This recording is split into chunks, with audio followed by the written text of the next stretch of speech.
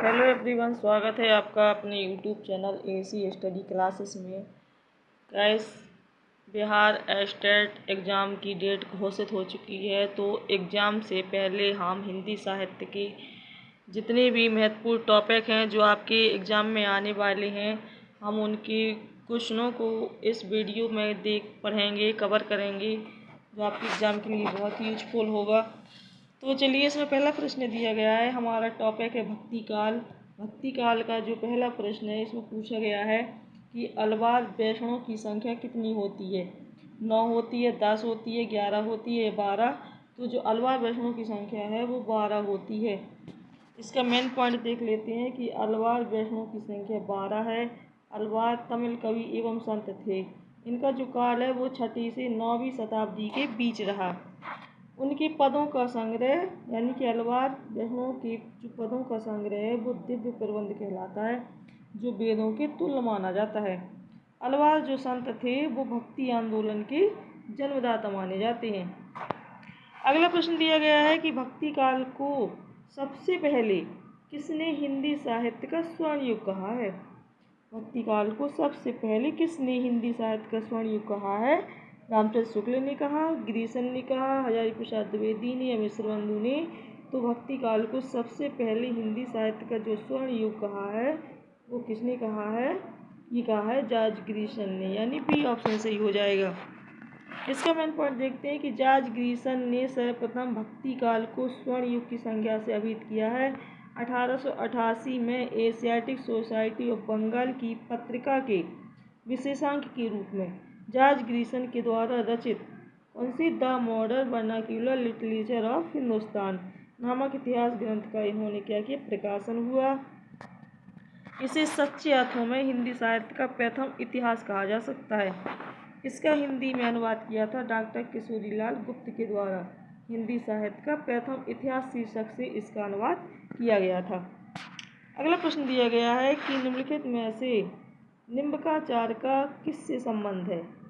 निम्बकाचार का संबंध किससे है। विशिष्टाद्वैतवाद से, द्वैतवाद से, द्वैताद्वैतवाद से या शुद्धाद्वैतवाद से। तो निम्बकाचार का जो संबंध है वो है किससे, द्वैताद्वैतवाद से, यानी कि हमारा बी ऑप्शन सही हो जाएगा। निम्बकाचार्य जो है वो सनकादि संप्रदाय के प्रवर्तक हैं।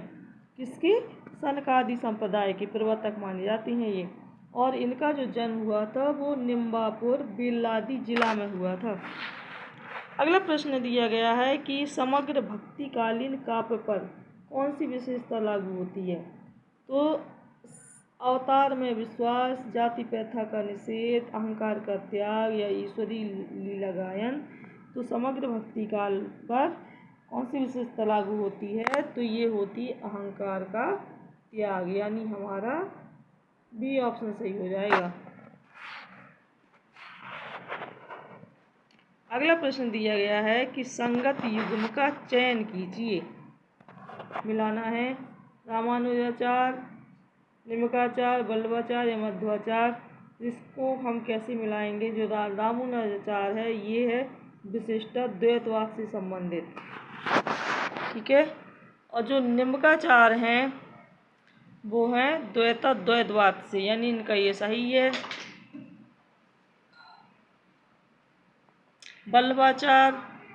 वल्लभाचार हैं ये शुद्धाद्वैतवाद से संबंधित है, और मध्वाचार जो हैं वो द्वैतवाद से संबंधित है।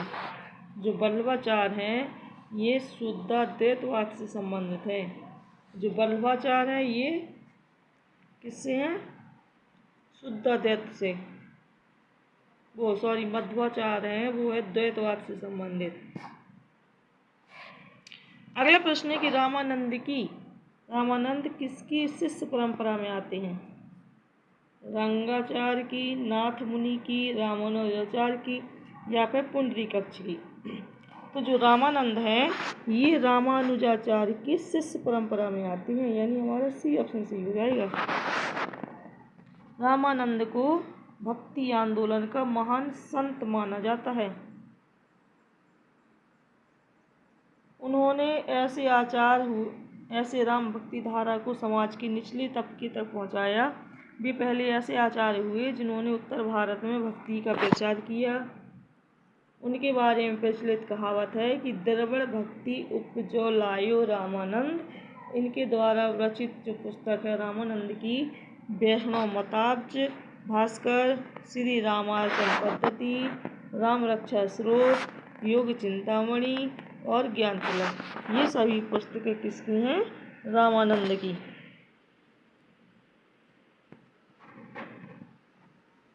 अगला प्रश्न है कि निम्नलिखित में से एक सही युग्म है, बताना है कौन सा सही है।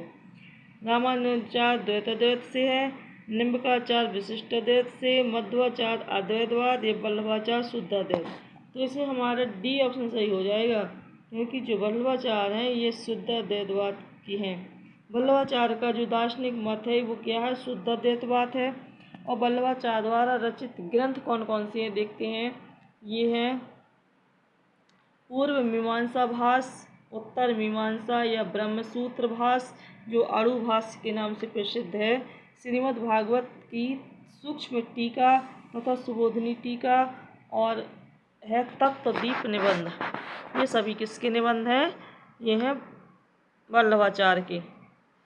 अगला प्रश्न दिया गया है इसमें कि अद्वैतवाद के अनुसार कौन सा सही है। क्या होता है अद्वैतवाद के अनुसार? जीव और ब्रह्म एक हैं, संसार सत्य है, जीव और ब्रह्म अलग अलग हैं, या ब्रह्म विशेषण युक्त हैं। तो अद्वैतवाद के अनुसार जीव और ब्रह्म दोनों क्या हैं? एक हैं। हमारा ए ऑप्शन सही हो जाएगा।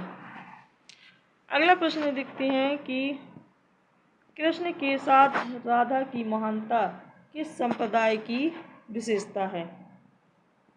तो कृष्ण के साथ जो राधा की महानता है ये श्री संप्रदाय, रुद्र संप्रदाय, ब्रह्म संप्रदाय या सनकादि संप्रदाय। तो कृष्ण के साथ जो राधा की महानता है ये सनकादि संप्रदाय की विशेषता है।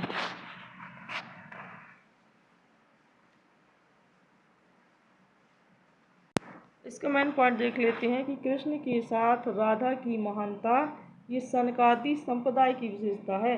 निम्बकाचार्य वैष्णव संप्रदाय के प्रवर्तक आचार्य के रूप में विख्यात हैं। जो निम्बकाचार्य हैं ये वैष्णव संप्रदाय के प्रवर्तक आचार्य के रूप में क्या है? ये प्रसिद्ध हैं।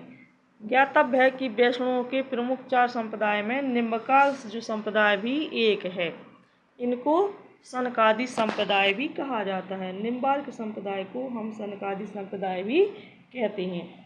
अगला प्रश्न है इसमें कि कमल दल नैनन की उन्मानी, बिसरत नाहि सखी, मोह मन तय मंद मंद मुस्कानी। ये पद चरण किसकी रचना है? मीराबाई का, रहीम, सूरदास या नंददास। तो ये जो रचना है ये है रहीमदास की। कमल दल नैनन की उन्मानी, बिसरत नाहि सखी, मोह मन तय मंद मंद मुस्कानी। ये सभी जो चरण हैं वो किसके हैं? रहीम के।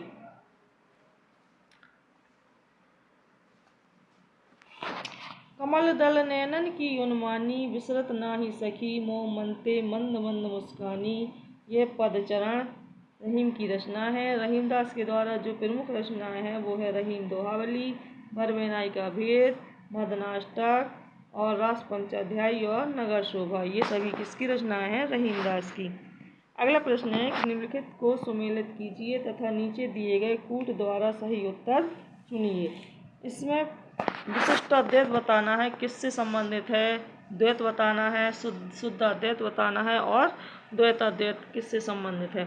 तो जो विशिष्टाद्वैत है ये अभी हमने बताया था कि ये रामानुजाचार्य से संबंधित हैं, और जो द्वैतवाद हैं वो है मध्वाचार्य से संबंधित। जो शुद्धाद्वैत हैं ये है विष्णु स्वामी से, और द्वैताद्वैत हैं ये निम्बकाचार्य से संबंधित हैं। यानी हमारा डी ऑप्शन सही हो जाएगा।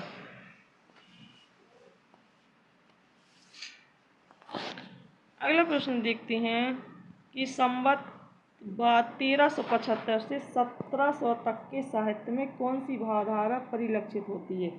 1375 से 1700 तक के साहित्य में श्रृंगारिकता की, वीरता की, रीति की या भक्ति की। तो ये इसमें भक्ति की धारा परिलक्षित होती है। संवत 1375 से 1700 तक के साहित्य में भक्ति भावधारा परिलक्षित होती है। इस काल में भक्ति अपने चरमोत्कर्ष पर थी। तुलसी और सूर जैसे कवियों ने भक्ति का पूर्व प्रसार किया। डॉक्टर गिरीशन ने भक्ति काल को हिंदी का स्वर्ण युग कहा है। किसने कहा? डॉक्टर गिरीशन ने। अगला प्रश्न है कि ओम जय जगदीश हरे की आरती की रचना किसने की? श्रद्धाराम फिल्लौरी ने, राजा श्री प्रसाद ने, शिवानंद ने या हरिहर स्वामी ने? तो ये इसकी रचना किसने की थी? श्रद्धाराम फिल्लौरी ने।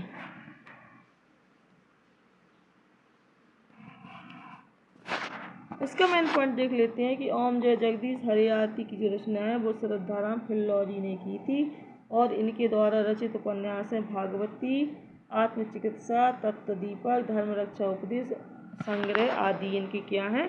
काव्य ग्रंथ हैं। अगला प्रश्न है कि हरिदास संप्रदाय को अन्य नाम से भी पुकारा जाता है। अष्टसाप संप्रदाय, राधा वल्लभ संप्रदाय, सखी संप्रदाय या फिर चित्त संप्रदाय? तो हरिदास संप्रदाय को सखी संप्रदाय के नाम से भी जाना जाता है। इसका मेन पॉइंट देख लेते हैं कि हरिदास संप्रदाय को सखी संप्रदाय के नाम से जाना जाता है। स्वामी हरिदास ने वृंदावन में निम्बार्क मतांतर्गत सखी संप्रदाय या टट्टी संप्रदाय की स्थापना की। अकबर के दरबारी जो गायक थे तानसेन, ये स्वामी हरिदास के शिष्य थे। सखी हरिदास में निकुंज बिहारी श्री कृष्ण सर्वोपरि हैं। अगला प्रश्न है कि द्वैतवाद की प्रणेता कौन है? मध्वाचार्य, वल्लभाचार्य, रामानुजाचार्य या रामानंद? तो जो द्वैतवाद के प्रणेता हैं वो कौन है? मध्वाचार्य। द्वैतवाद के मध्वाचार्य हैं, ये ब्रह्म संप्रदाय से संबंधित है। और विशिष्टा द्वैतवाद के हैं रामानुजाचार्य, ये श्री संप्रदाय से संबंधित है। शुद्धा द्वैतवाद के हैं वल्लभाचार्य, ये रुद्र संप्रदाय से संबंधित है। और द्वैतवाद जो है वो निम्बार्क संप्रदाय से संबंधित है और इसी को द्वैतवाद को सनकादि संप्रदाय भी कहते हैं। हिंदी में राम काव्य की पुरस्कर्ता रामानंद माने जाते हैं। रामानंद ने उत्तर भारत में राम भक्ति को क्या किया? प्रतिष्ठित और प्रचारित किया। तो गाइस आज की वीडियो में इतना ही। इसी तरह के और वीडियो देखने के लिए हमारे चैनल को सब्सक्राइब कीजिए और वीडियो अच्छा लगा हो तो लाइक कीजिए। कमेंट बॉक्स में लिखकर अपने सुझाव हमें बताइए। Thank you so much.